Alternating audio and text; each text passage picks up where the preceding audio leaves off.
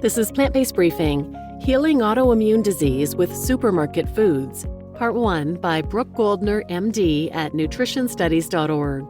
And I'm Marian Erickson, your host, and this is the curated content plant-based podcast.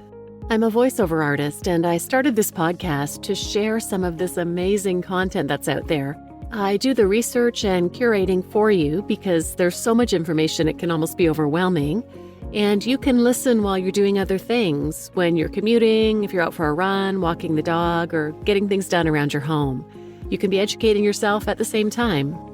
I research and find articles on the myriad of reasons to live plant-based and vegan, get permission, and read them to you here in about 10 minutes or less every weekday. And today's article is a bit longer than that, so it's going to be a two-parter. I'll read part 1 today and part 2 tomorrow.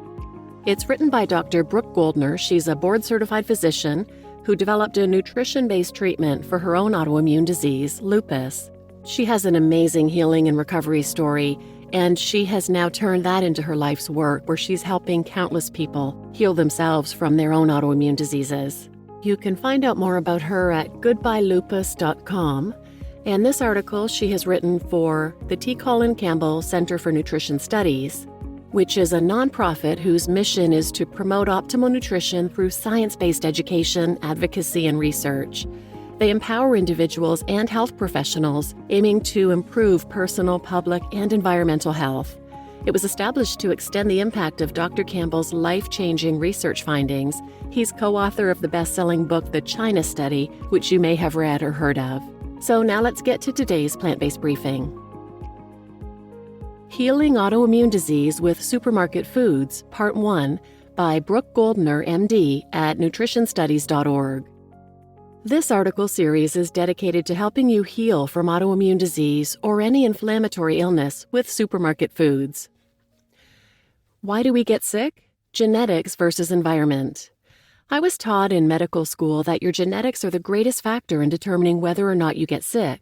For many of us, this is quite a depressing idea as we ruminate about the illnesses that plague our family trees, like heart disease, diabetes, cancer, and autoimmune disease.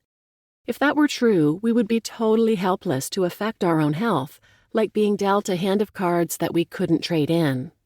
Yet, you probably know on some level that this is not true. Let's look at type 2 diabetes as an example. Type 2 diabetes is one of the most strongly genetically transmitted diseases we commonly see.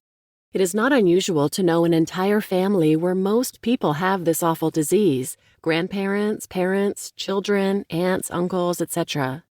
Now imagine that one person in the family who prefers eating vegetables and salads is slim and fit. Would you expect him to get diabetes along with his overweight siblings? Probably not. Why is that? It's because we all know that diabetes usually develops after a person becomes obese. That means it has to be activated by the person's continuously poor eating habits. That means that even strongly genetic diseases like type 2 diabetes need to be triggered. How do we trigger our genes for illness? By the environment of our body, which is created by what we eat. This is true not just for diabetes, but for most diseases killing people today, including autoimmune disease. The greatest impact on whether our genes for illness get triggered is by what we put into our bodies, what we eat. Your cells are literally created out of the foods you put into your body. If you eat purely for taste and convenience, like many people do, you are likely eating nutrient-poor foods that cause damaged, dysfunctional cells. When you learn to eat foods that nourish your body, your cells can repair themselves, and the new cells created will be high-functioning, healthy cells. Unhealthy foods create chronic inflammation, a condition where the immune system is constantly activated, which can be destructive to the body. Inflammation is normally the body's healthy response to injury or infection. However, when the inflammation becomes chronic or continuous, such as due to constant assault on the gut by the wrong foods, the inflammation becomes the cause of destructive diseases like lupus, scleroderma, rheumatoid arthritis, colitis, and many other chronic inflammatory diseases. I got my life back. You can too. Eliminating the most inflammatory, unhealthy foods from your diet can reverse your disease and save your life. Almost 13 years ago, I discovered this lesson myself. I grew up eating an unhealthy vegetarian diet full of processed foods, cheeses, and eggs. When I was 16 years old, I was diagnosed with systemic lupus nephritis and was only months away from dialysis when aggressive chemotherapy was able to save my kidneys. Even with the chemotherapy and steroids, I still had abnormal kidney function, arthritis, migraines, and rashes. By the time I was in medical school in my mid-20s, I started having mini strokes from antiphospholipid antibodies caused by the lupus. At 28 years old, I changed from an egg and cheese-filled vegetarian diet to a hypernourishing plant-based diet, and my body completely eliminated the disease that had almost killed me multiple times over the course of my life up until that point. When I changed to a hypernourishing plant-based diet, my symptoms rapidly fell away, and my blood tests all normalized within a matter of 4 months. Almost 13 years later, I've had 2 healthy children, and no sign or symptom of any disease at all, and normal labs. I know what it is like to be devastatingly ill, and I know the joy and blessing of healing and getting to live a life I love without the fear of illness robbing me of my joy and even my life. That is why I am tirelessly devoted to helping my patients and anyone who can hear or read my words get their health back from disease by learning how to eat to heal. I got my life back. You can too. You are not just a victim to the genes you received from your parents' shuffled deck. You have the power to keep your health, and if you're already ill, you have a choice to make, because you can trade in your cards and play out a better hand. There is hope, and you can take back your health. Our bodies are constantly shedding old cells and creating new ones. Recall that you build your cells from the foods you eat. That means you can literally transform from a sick, tired, achy body to a healthy, strong, and vibrant one cell at a time, one bite at a time.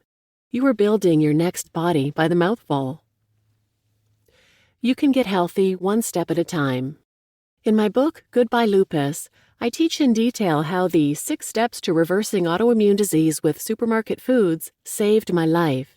It truly is as simple as following 6 simple steps to change your diet to get yourself as healthy as you can possibly be.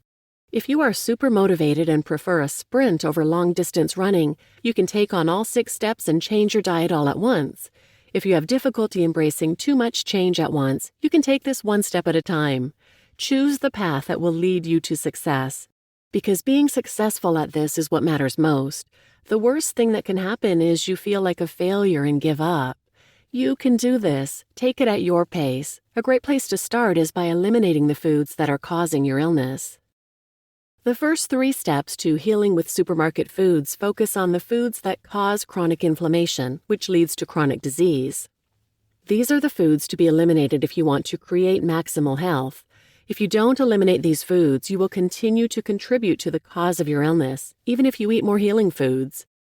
These foods always cause damage when you eat them, but while eating these unhealthy foods on occasion when you are healthy causes damage, it is akin to getting a paper cut when you are healthy. It hurts, but your body can rapidly heal it. If you eat them when you are already sick, it is like continuously pulling the scab off a healing wound. That is why these 3 food groups must be avoided during the healing process. Another way to think about it is to compare it to cigarette smoking. A healthy non-smoker who decides to smoke some cigarettes at a party might cough, get a headache, or feel some general malaise afterwards. But as long as he does not continue to smoke, his lungs will quickly heal the damage and he will not develop lung diseases like emphysema or cancer. Compare that to a chronic smoker who has lung cancer. The best way to help him recover is not just to have a healthier diet and medical care. He should quit smoking to give his lungs the chance to heal. There are 3 steps to eliminating foods that cause chronic inflammation that leads to autoimmune diseases like lupus, scleroderma, Sjogren's, rheumatoid arthritis, and others. These same foods are known triggers for heart disease, diabetes, and cancer as well, since they trigger our own personal deck of genes for illness.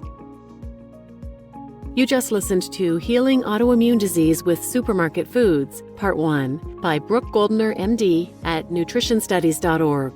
And I'm Marian Erickson, your host, and please tune in tomorrow for Part 2 of this article, where she covers 3 foods to eliminate to heal autoimmune disease. And please share this episode with anyone who might benefit, and thanks for listening.